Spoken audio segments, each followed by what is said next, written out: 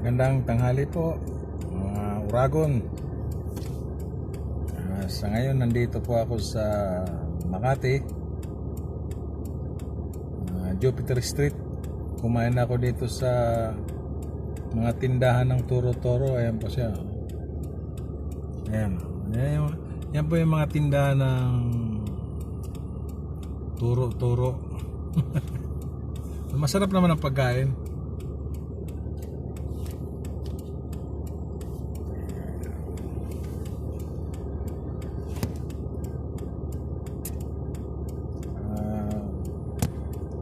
Ito, nakahinto tayo, wala masyadong pasahero, pero nagpapasalamat tayo sa ating Pangulo dahil kahit papano nasa GCQ pa rin tayo at nakakalabas tayo, nakakabiyahe.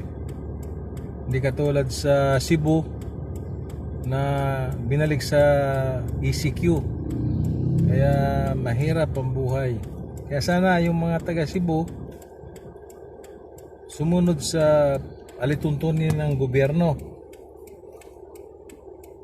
para matapos na o mabawasan na ang COVID-19.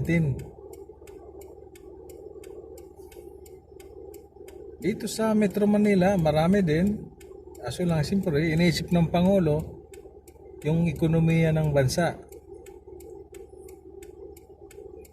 Baka pag binalik niya sa ECQ, wala na silang pampakain sa mamamayan. Kaya siguro pinagtagpi-tagpi niya o pinaglinay-linayan niya na mag-iingat na lang ang mga tao. Kaya, pero sa katapusan siguro mukhang medyo maluwag na. Baka pati mga jeep mapasama na sa biyahe. Kasi inip na rin sila.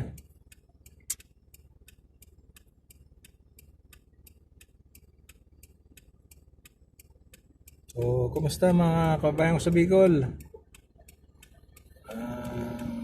Mga fans ni Boy Lado, baka pwedeng maging fans ko kayo. Paki-subscribe din po ang Taxi Uragon. Salamat po.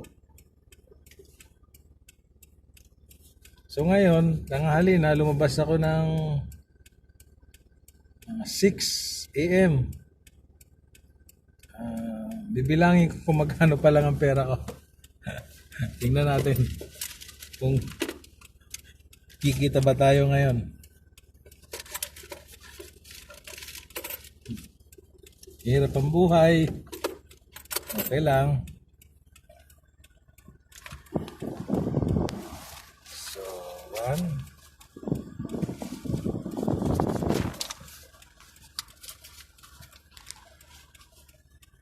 So, ito.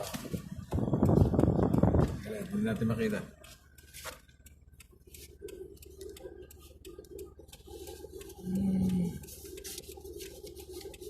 Ito. 1, 2, 3, 4,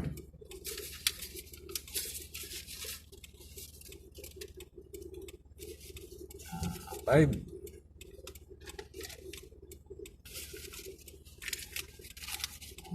6. So 700 pa lang ang pera, wala pa sa boundary.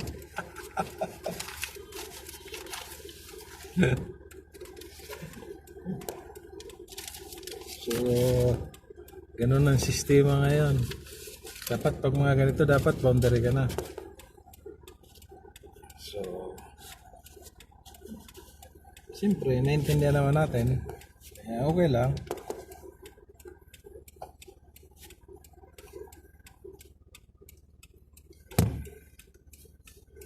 So, nagbablog ako ngayon kasi nakahinto ako, kakakain ko lang.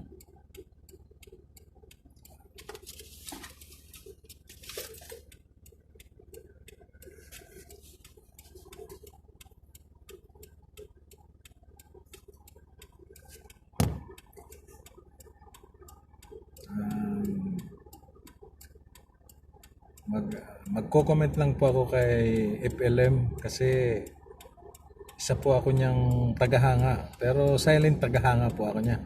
Hindi ako nagdadaldal. Ako po yung mahanga lang sa kanya. Pero hindi ako nakikipag-bangayan dyan sa, sa social media.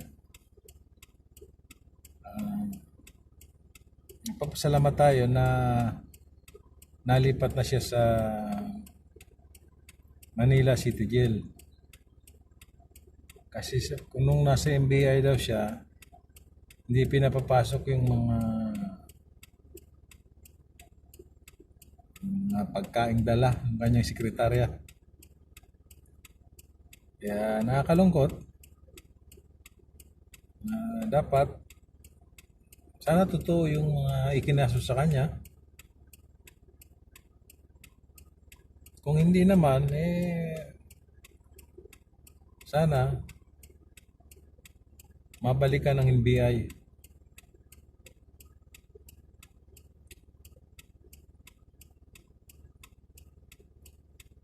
Kasi mahirap yung ginawa nila kay Marcos. Huli muna bago kaso.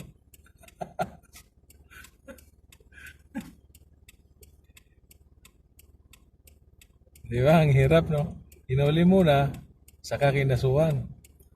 Yung unang kaso niya, may bill naman eh. Kaso lang nung nandun na siya, grabe na ikinaso sa kanya. So, subaybayan natin. Huwag tayo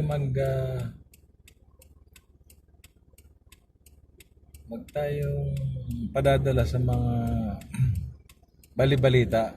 Ang tunay na balita dyan, yung judge, kung masintensahan siya or makalaya siya, yun ang tunay. Kaya abangan natin. Para sa'yo, Boss Leo, nag-iingat ka at isa mo akong tagahanga na nasa sulok lang, hindi lumalantad.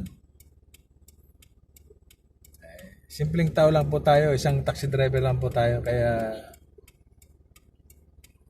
hindi tayo masyadong maingay. Kaya ingat ka, Boss Leo. Salamat. Pagdadasal kita. At pagdasal mo rin ang biyahe ko. Salamat. Thank you.